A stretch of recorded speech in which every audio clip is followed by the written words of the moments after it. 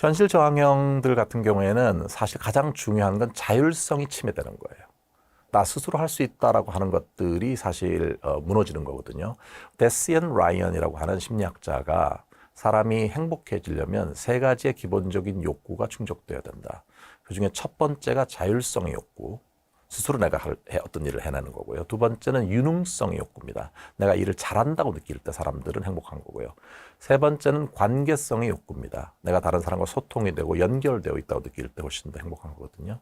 현실 저항형 같은 경우는 외부에서 어떤 그 잔소리라든지 어떤 얘기를 통해서 그거를 내가 했을 때 그 크레딧이 자기한테 돌아오는 게 아닌 거예요. 그냥 내가 잘해봐야 저 사람 말 따른 것뿐인 거고 나도 혼자 하려고 했던 건데 왜 달리는 말에다 채찍질을 또 하는 거야. 그러니까 나도 하려고 했단 말이야. 이런 약간의 억울함 같은 거 이런 것들도 생길 수가 있고요. 또 다른 사람이 어떤 그 잔소리했던 걸 자꾸 이렇게 듣다 보면 그게 좋은 말은 아니잖아요. 어릴 때도 책상 치워라, 공부해라, 뭐 해라 이런 말이 귀에 이렇게 딱지처럼 앉아있기 때문에 일단 그게 어떻게 보면 반감 같은 게 올라오는 거거든요. 그래서 뭐 그러면서 이런 생각하는 사람도 있더라고요. 자기는 안 하면서 왜 나한테 자꾸 하라고 해.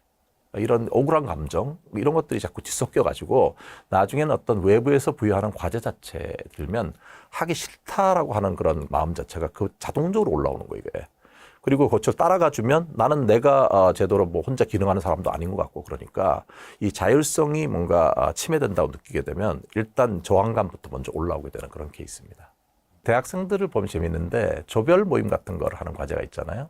근데 조별 모임을 보면 불화 없이 지나가는 조별 모임이 거의 없어요. 어떤 사람들은 꼼꼼하게 하나하나 체계적으로 하려고 하는 사람이 있고 어떤 사람은 크게 감으로 이렇게 하고 싶은 사람도 있고 어떤 사람은 내가 원하는 방식으로 프리젠테이션 그 방향을 정하고 싶은 사람도 있고 또 어떤 사람은 똑같이 기어야 된다. 프리라이더, 그러니까 그냥 무임승차하는 사람은 없애야 된다. 이렇게 사람도 있고 이런 사람들이 군상에 모여있는 게 우리 어떤 사회적인 부분 있잖아요.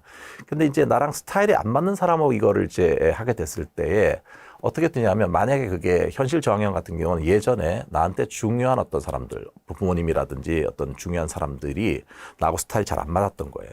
그러면 그때 그 생각 자체가 다시 올라올 가능성이 있어요. 예전부터 이런 식으로 꼭 해야 되나 이런 게 있었는데 사회에 나와서도 어떻습니까? 같이 일을 하는데 자꾸 그걸 리마인드 시키는 사람들이 있거든요. 그러면 그 무게까지가 같이 이렇게 얹어져 갖고 불편함이 확 증폭되는 사람도 있어요. 그러니까 일단 나는 커트해버리겠다. 하기 싫다. 저런 거 정말 싫어. 저 사람하고 다시 일하고 싶지 않아. 이렇게 이걸 커트하게 되는데 사실 어떻게 보면 자기가 성장하는 거에 중요한 부분은 나하고 좀 다른 사람과 만날 확률이 이렇게 높은 세상에서 함께 공존하는 걸 배우는 게 정말 중요한 스킬이잖아요. 근데 최근에는 뭐 워낙 비대면 이런 게 많다 보니까 일종의 관계 면역력 우리가 백신 같은 것처럼 나와 다른 사람과의 관계에서 어떤 면역력 같은 게 상당히 약화되어 있는 것 같아요. 그러니까 아예 어떻게 되면 그냥 두 가지밖에 없죠. 그냥 내가 포기하거나 아니면 그 사람을 차단시키거나. 사실 우리가 그 안에서 이렇게 타협하고 어떤 중간 점을 찾아가고 균형을 찾아가는 것이 저는 성장하는 데서 되게 중요한 그런 그 스킬이고 단계라고 생각이 됩니다. 저항감이 든다는 거는 감정이 먼저 압도되는 거거든요. 이럴 때는 타임아웃을 해야 돼요.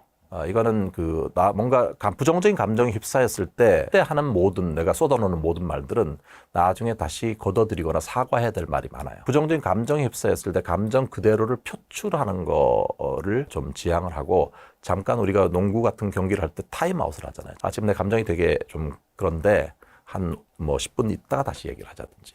그러면 그때 머릿속에 확 올라왔던 감정들이 좀 이렇게 내려가고 좀 차분해지잖아요.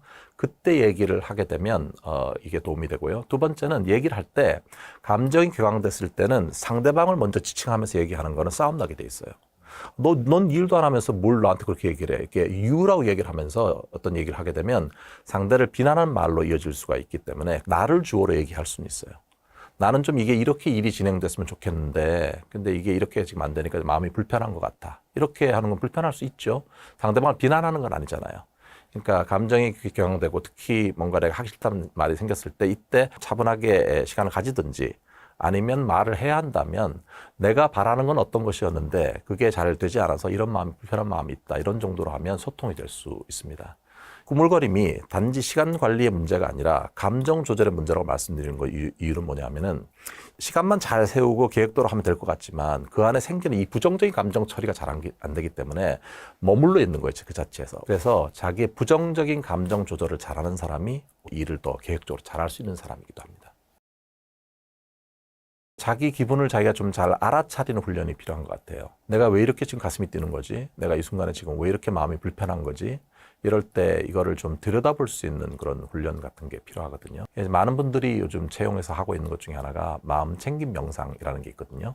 마인드풀니스 메디테이션이라고 하는데 정확한 통계는 아니지만 코로나가 시작된 한 해에 인스타그램에 마음 챙김 명상이 2천만 건이 해시태그 됐어요. 그 얘기는 많은 사람들이 이미 하고 있다는 얘기죠. 근데 이 마음 챙김 명상을 하게 되면 부정적인 감정이나 불안이나 불편함이 이렇게 올라왔을 때 이거가 어디에서 시작되고 어떻게 진행돼서 어디로 흘러가는가라고 하는 거를 이걸 지켜보는 힘이 강해집니다.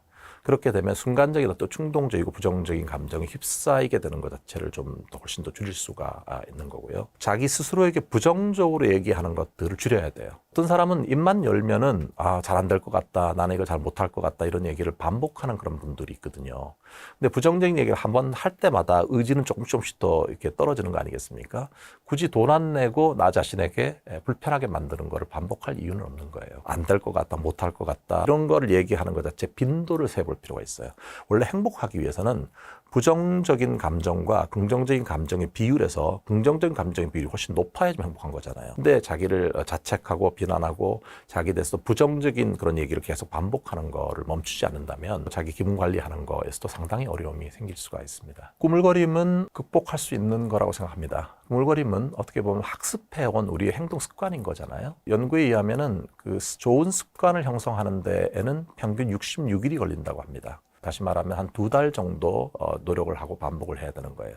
그래서 오히려 실제로 한 2달 정도는 어떤 일을 반복하고 이거를 하는 것이 좋은 결과로 이어진다라고 한다면 조금 느긋하게 생각하셔야 돼요. 일희일비하지 않고 좋은 습관을 형성하려고 하면은 꾸물거림은 충분히 극복할 수 있는 거라고 생각합니다.